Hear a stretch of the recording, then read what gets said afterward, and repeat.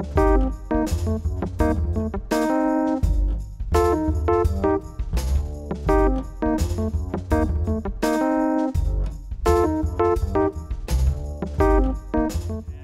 a great part of the SOBCon family, and so it's my honor and privilege to introduce Carol Roth. That is much better. Thank you, Terry, for the formal introduction. And I am very excited to talk about a topic that is so critically important and so actionable. But I want to take a step back because I don't think a lot of people realize the power of what's going on here. So I just want to take a quick poll. How many of you have a mailing list, a customer base, some group that you're with that has at least 1,000 to 2,000 people involved? How many of you? All right. Good number of you. So small mailing list for, a lot of us. But I have a client that I've been working with that has a mailing list that started just over 1,000, grew to 2,000. And for the past 6 years, we have generated over 7 figures. That's over $1 million for those of you not so good with math. Over 7 figures in incremental revenue every single year based on their existing customer base. Does that sound like a framework that you might want to learn how to apply? Yeah, a couple people nodding along. It sounds like a good thing. So that's what we're going to talk about today. And how are we able to do that? Well, we're able to do that based on customer loyalty. Sounds simple, but isn't so simple. Why is customer loyalty important? Anyone want to? Why is it important?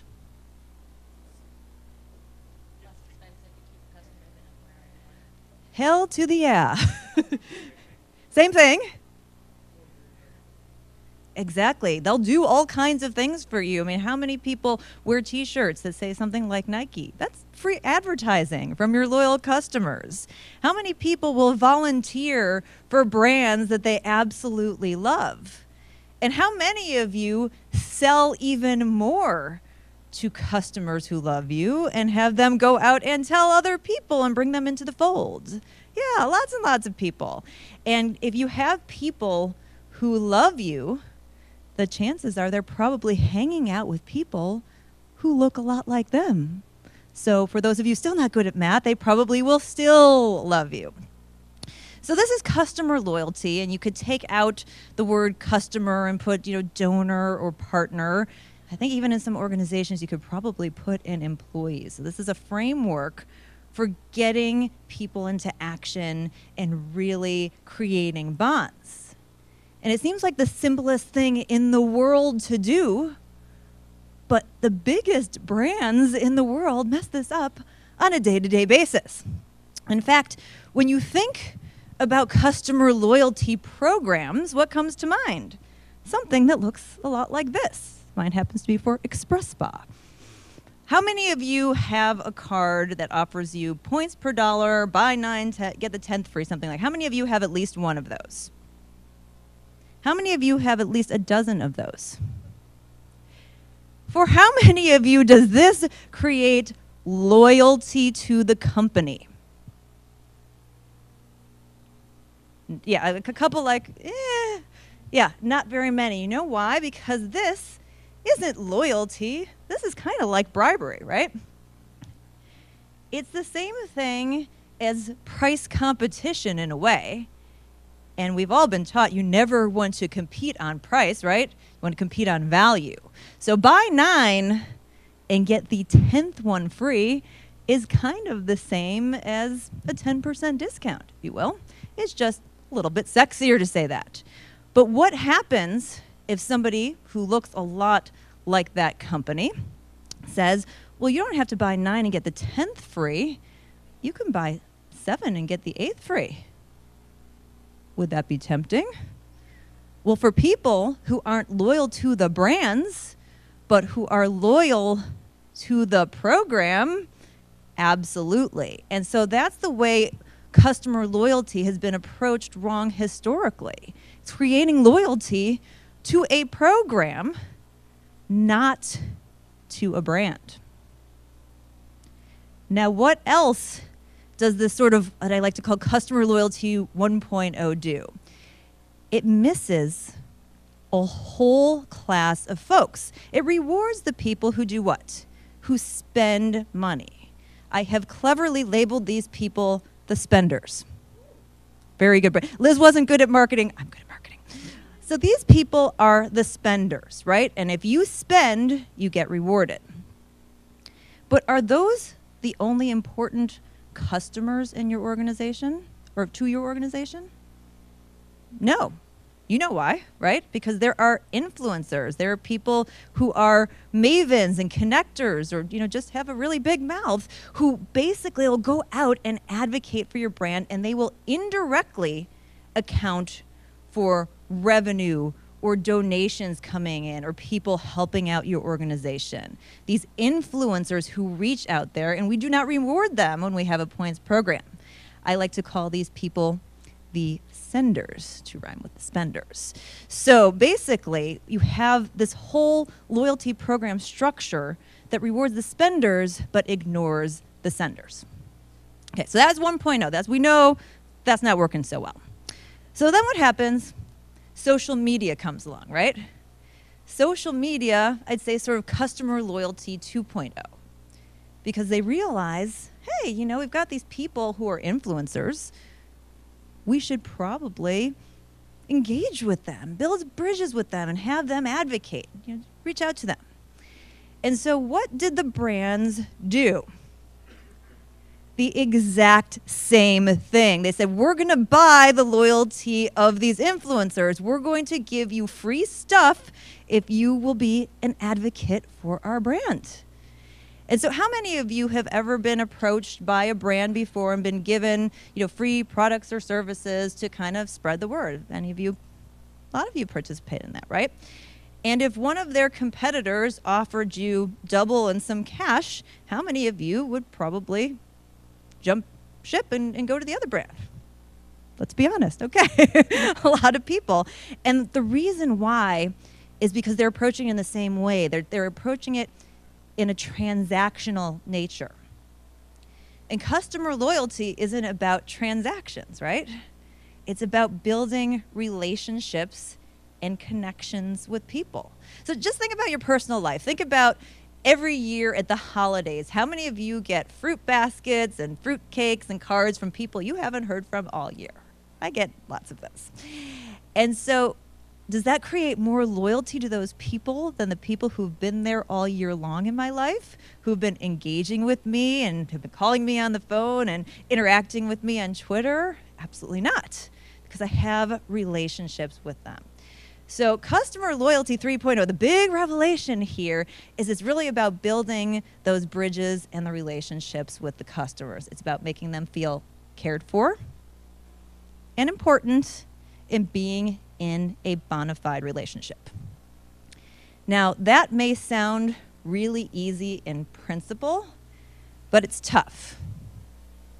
And the reason why it's tough, anyone want to venture a guess? Time, work, and what else? The customers all listen to one radio station, WIIFM. What's in it for me? And each of your customers might have a different what's in it for me. So it means you have to go out, figure out who your customers are, figure out what they care about, and then prioritize amongst all these different people what's important to them. So we have tried to come up with a framework that comes up with some methodology around this madness. And it's 5 pillars of customer loyalty that I'm going to go into in a second here, but just really quickly, your product and service offering, which if you're a nonprofit can also be your cause, customer service in and of itself, the community or affinity group around your product or service or company, the experience that you create, and then something that I call the bridge. And what's, again, very, very important about this is it's all driven by your customers. If your customer doesn't care about one of those pillars, then that pillar isn't important to you, and that's where this framework comes from. So let's talk a little bit about the different pillars. First one is your product or service offering. Some customers only care about best of breed products and services, that those products and services are so fabulous that what happens with Apple every time they launch a product?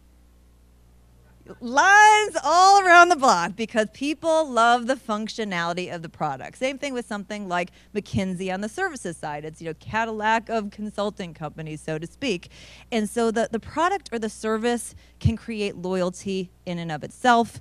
BCBG Max Azria, one of my go-to brands for clothing, it's all about they're the only ones that I can actually fit into, so I am loyal to their products and services. So for some customers, this is going to be a really key driver. For other people, the customer service aspect, really, really critical. And it's funny, I was actually having a discussion about customer service with somebody. Was it Angel? Was it you the other day? Somebody, and these two came to mind because they're almost of mythical proportions. Nordstrom has the story about someone trying to return the tire. They, oh yeah, we'll give you your money back for the tires, which we obviously don't sell. So when you have mythology around your customer service, you know that that's really, really critically important. And even with Zappos, their tagline is powered by service. So for people who value this, it's important. Now, what I'll point out, going back to BCBG Max Azria, for me, again, that was really important for the product. They could have the worst customer service in the world, and I wouldn't care because their clothes fit me. So again, it's going back and understanding what your customers want, need, and care about. Next pillar is the community and affinity groups. And this one is really, really critical, especially for the nonprofit community. Because being a part of something, AJ and Melissa talked about it, being part of the community, being part of the affinity group sometimes creates loyalty in and of itself. And frankly, it's one of the most powerful forms of loyalty. Because if people feel like their friends are connected with a community, it's going to keep them engaged. So I wanted to point out Apple again because we already used them as another pillar. But if you think about Apple, they have commercials. I'm a Mac, and this person over here is a PC. Which one do you want to be? Do you want to be the cool Mac, or do you want to be, like me, apparently the loser who uses the PCs, right? So they're creating this affinity to the product that if you want to live a certain lifestyle, that you're going to be using their product. Harley Davidson, phenomenal example of that, right? That you are living the Harley lifestyle if you've got a Harley bike. They don't necessarily make the bikes that break down the least, but everybody who's a Harley rider, it means something to be part of that group. And then SOBCon.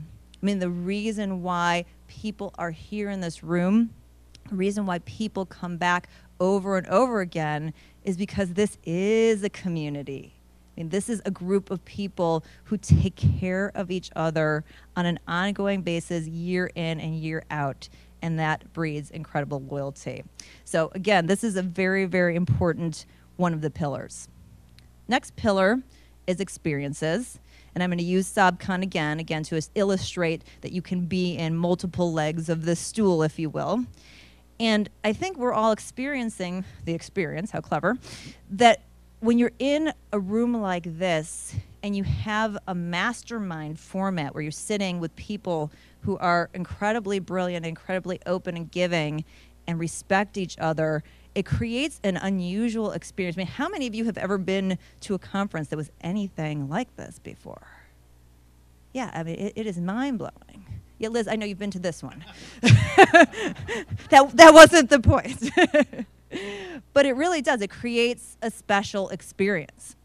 And you don't have to be a conference or something like Walt Disney World, which obviously creates an experience that the second you walk in there, they don't have people who work there. They have, the characters, and it's just an experience from the moment you walk in. Everybody's part of the whole production at Disney, right? But something as simple as a grocery store can have an experience. How many of you have ever been to Trader Joe's before? I love Trader Joe's. I should be the ambassador for Trader Joe's. And the reason that I drive extra miles out of my way to go to Trader Joe's is because they take something that I normally would hate to do and they make it like generally painless and sometimes even enjoyable. And their food's tasty.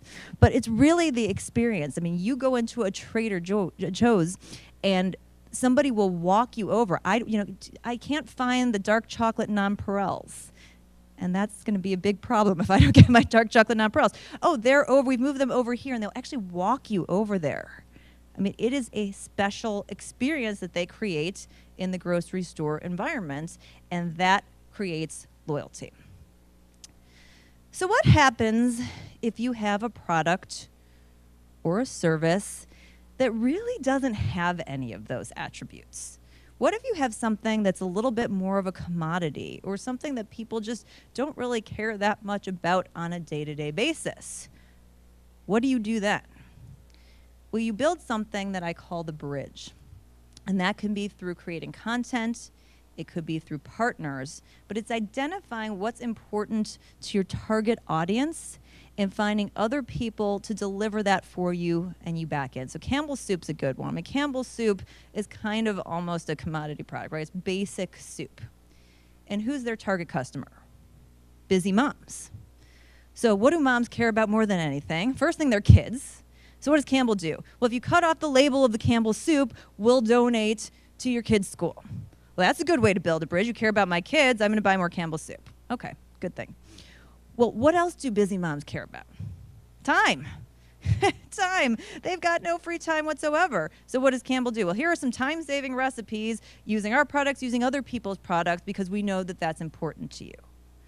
So you can use that as a strategy for customer loyalty as well, where you can go through and you can use content, important tips, important information. You can use partnerships. You can bring other people into the fold, other products into the fold that's important to your customer base.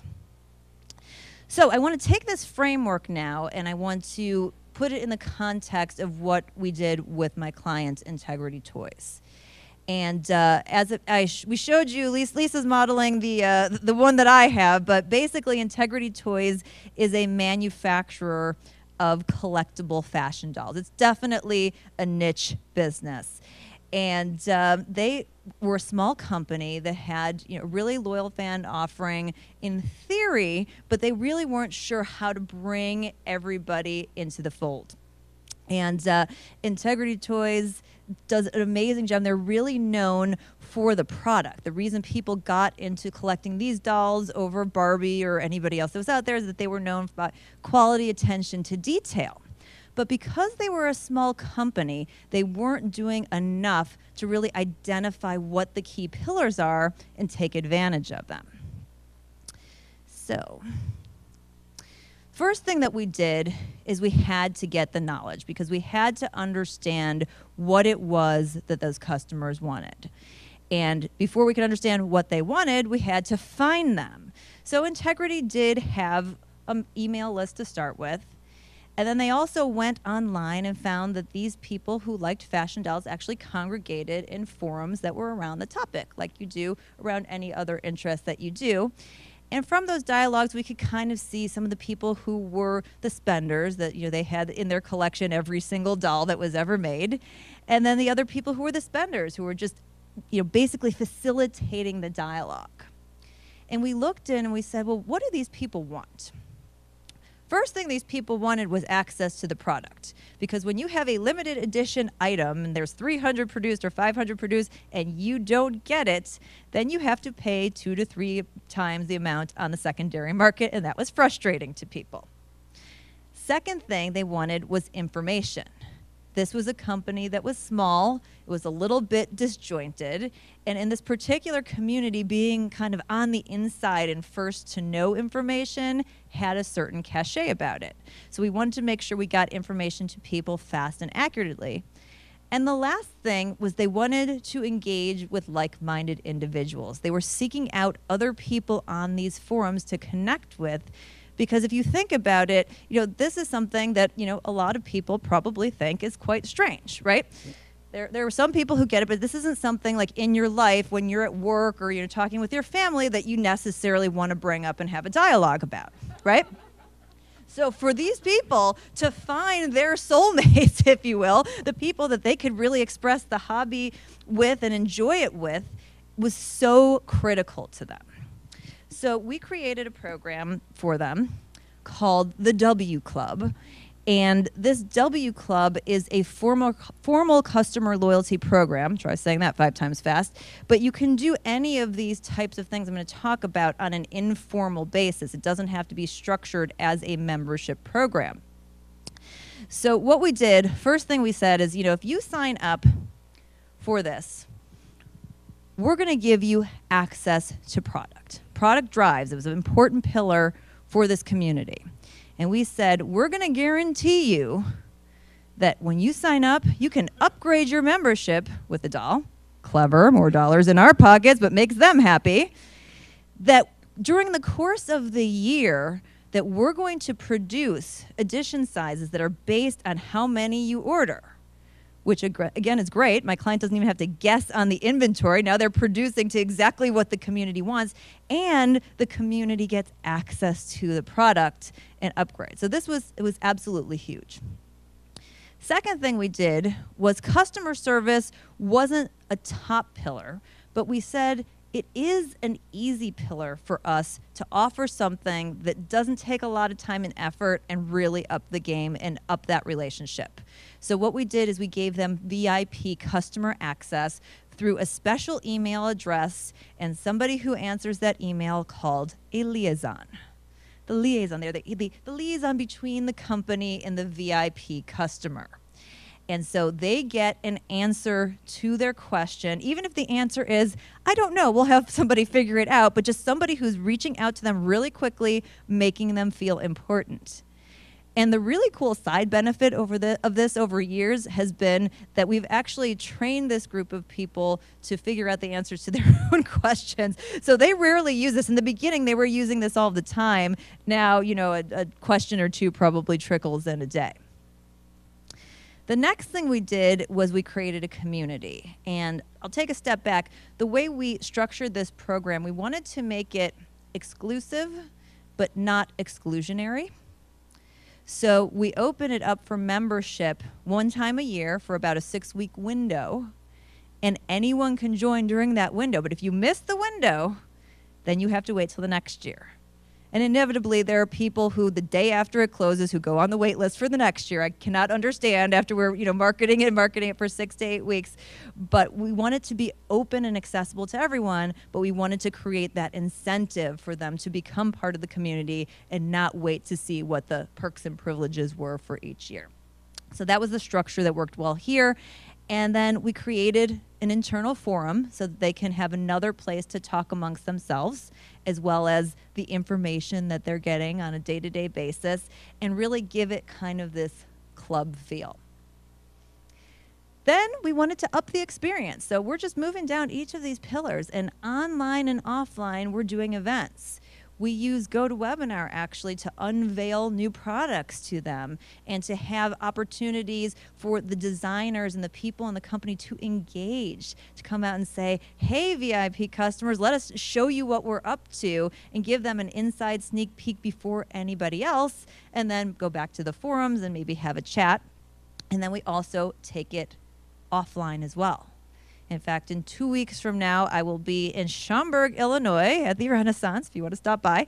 And we will have 440 collectors from all over the world who are getting together to enjoy the products and to meet each other. And again, we found these people have become friends. They love to see each other. And now it's as much about going and seeing their friends and connecting with their friends that we are facilitating rather than just the product. And that really creates the loyal community. And then we didn't start off really with the bridge, but as we've gone through the years to keep upping the game and keeping it fresh, we've reached out to other partners who want to access this community, who have things of value, and said, hey, can we provide something else of value to the members? So Dolls Magazine gives a free online membership. Some of our dealers will give $20 coupons and all these extra things. So they get these extra perks, and this whole thing together creates the loyalty from the customers. So what does that mean in terms of results? Because loyalty is good in theory, but this again, 7 figures in incremental revenue, not for the whole company, but just from this program every year for 6 years. So this isn't a fluke. This isn't a flash in the pan. And if you think about it, it's grown to about 2,000 people. So that's only on average about $500 a year, which, not to downplay that, but it's a reasonable amount that you can achieve. So if you've got 2,000 people at $500 a year, that's 7 figures in incremental revenue every year. We have an incredibly high customer retention rate, not only in the club, but overall. Very few people forget to sign up the next year. I mean, they're coming back for more. And we've had an increase in membership every year. Now, granted, it's been small single digits, but this is a very finite community. So it's not the type of thing that all of a sudden we're going to have these double digits, but we're able to keep pushing the envelope. And then the one that's my favorite is we actually have a 90+% email open rate, which is ridiculous. And the reason we have that is because every time we're reaching out, we're making it something that they know they have to have. It's crafted all about them. They're the focus. It's not about us, talking about it. It's all about this is for you, the special offer. And this has been going on again for 6 years. So it's not like all of a sudden this is going to wear off. This is a proven formula. So as you think about creating loyalty, whether it's customer loyalty, whether it's your donors, whether it's your volunteers in your organization, the first thing that you absolutely have to have is the knowledge. You can't do anything if you don't know who those people are and if you don't listen to their dialogues and understand what's important to them. And this is not an easy thing to do because sometimes people say things that are different than what they want in reality. But if you spend time, and I think it was Dean who was saying this, going beyond the headlines and actually looking at the interactions, you'll see, if they say, we want red, we want red, we want red, and you take a poll and they want blue, they really want red. They've been saying it on your forums, online, on Twitter, wherever it is that you're monitoring over and over again. So you can take a look and you can really get the knowledge. And then you need to put that knowledge into action and say, am I demonstrating to these customers that they're important and that as a brand, as a company, as an organization, as a cause, we care about them even as much as the cause. And then looking at the pillars that are important to them, are we doing enough? Or have we really taken advantage tactically of every one of these to create a two-way street of value? Because the customers are happy and you're happy. So that sets up our framework for your loyalty model, which means that you need to get clear on your senders and spenders, identify the pillars of loyalty, and refine tactics. And I'll take Q&A in a second, but I'll let Amber and the team pass out. We're going to actually have a model that you're going to work on where you're going to look at the different pillars of loyalty and think about your organization and think about which ones are important to your customers and what you're doing in each of these pillars. And I'll be available to walk around and help you. But that, folks, is what creates loyalty. It's not about a card. It's not about bribery, but it's just about making people feel cared about. And I know the people in this room are the type of people who get that. Each one of you gets that. So I have no doubt in my mind that you can connect with your customers and do even more great things. So that's the presentation. Questions? Carol.